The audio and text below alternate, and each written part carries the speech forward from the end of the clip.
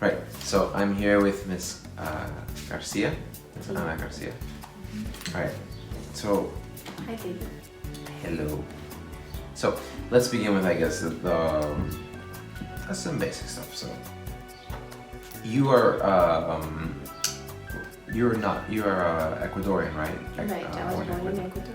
Yeah, born in Ecuador. What year did you migrate? I migrated in 1995, December 1995. December 1995. Mm-hmm. How old were you then? I was 12 years old. 12. Wow. Yep. Just a kid. Wow. Just at that. I was teeny and shorter. Alrighty. So, I guess I should ask. Right off the bat, when you migrated here, well, right from the very beginning, what stood out to you? Everything is it was a big change of the community to begin with, the people, the way of living, the way of how fast things work here and compare with home, the hours or the customs. Right. So where did you first live when you first migrated? When I moved here, we were in Queens, in Corona, the neighborhood. In Corona? Yeah. What was that like? Well, what was that like? Right. I guess back then, because well, it has been a while since then. So, has anything particularly changed, or is it basically the same now as it was before? No, the particular place where we live, I think they remodeled the house, or they tear it down and build something else. It started that street I passed by a few years back, and it looks very different than when I moved there. But again, everything was a shock because the houses here is a different style than the houses in Ecuador. Right, most of this. So architecture-wise is also a difference. We tend to have tall fences, and usually is more of a squarish style in some way than here with attic and basements and stuff like that. There's really no basements back home in the traditional architecture. So It's the main floor and a terrace. It's usually a terrace. Wow. So it's a little more boxy back home. So even that was a shocking, when you find a 2 feet fence, it's like, where's the point of it? And we used to have we use the metric system is meters, so 2-3 meter fence to actually stop people from entering your property, not just decorating the front porch. Basically comparing sticks to the Berlin Wall. Yeah, I guess we put it that way.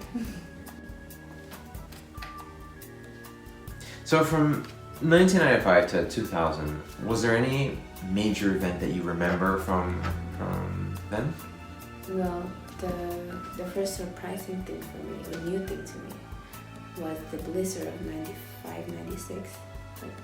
I believe it was 96. 96. Well, it was January 96. So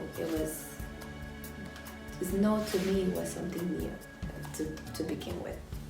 I don't get snow in Ecuador. And having that amount of snow was creepy, was fun, and was like, I'm gonna deal with this every year. Like bringing up questions like how the snow was up to my knees. And not that I'm that tall, but it was a lot of work to try to work through. And it was just fun, like to feel something, to experience something new. But at the same time, like, is every year gonna be this cold? So I'm still not used to it. To be fair, I don't think any of us. Then moving on years forward, I think the worst part was 9/11. Being part of that. I was in college at that time, my first year in college. Very shocking, very, very scary. By nature, what we don't know is always scary, and we didn't know what was happening. It was very freaky. Wow. So what about technology?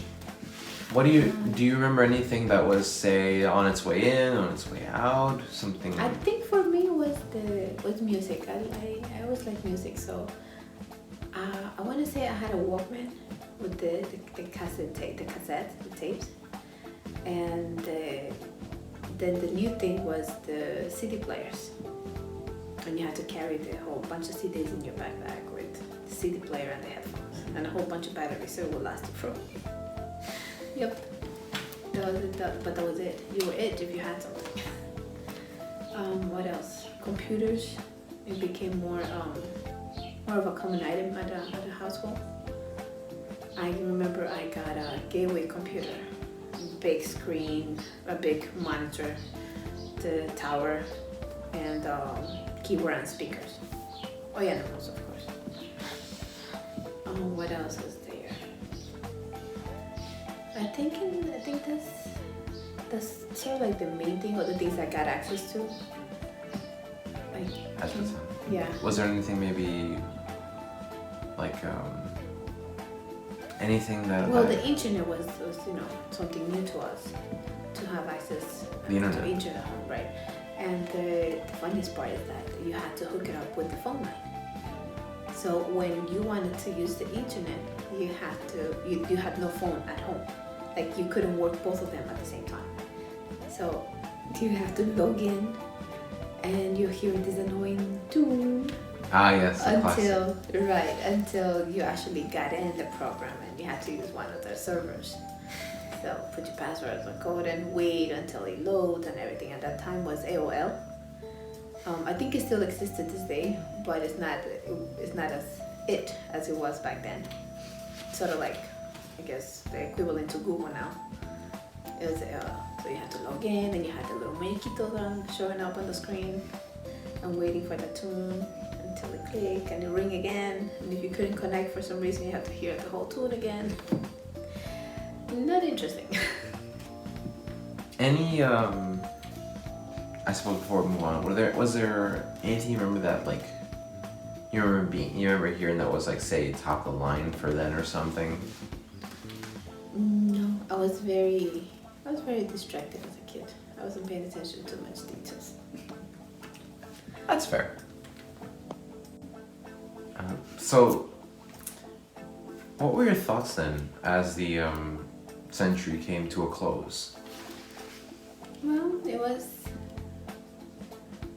I can't remember much. I think I was more concerned of the change I was gonna experience soon, because I was a junior in high school, and we were more concerned with applications to college, finalizing this, working, doing schoolwork. I also had a side job, like after school job. So my perception of the world I was not so interested in that. I was more interested in what I had to do to keep moving forward as an individual more than a society. So I think I was doing internships, so I was learning in that sense, and the curiosity of like, I have to change schools again, I have to start college, what is that gonna be? Especially since I moved here, it's been changes and changes and changes for me. So what does this change is gonna bring me, and what does it entail for me to sacrifice or to learn or to deal with? So my concentration wasn't that, more than the millennial field. So I think we've pretty much wrapped up here. Is there anything else you would like to mention? Anything else you just want to? I don't know. Well, I think every era, the 90s, the 80s, whatever it is, brings their fun stuff, and it's been really nice to remember those things. The music, the styles, the Backstreet Boys. My husband still hates them, but it's fun to remember that and to learn something from it. I think part of life is not just taking it, but learning from it, and maybe pass it on as a memory. Like now to you didn't live that. You were born that at the end of that, and it's funny comparing it. it's something that you will never be able to compare. But when you look back, it's like, oh my God, did I actually wear those pants?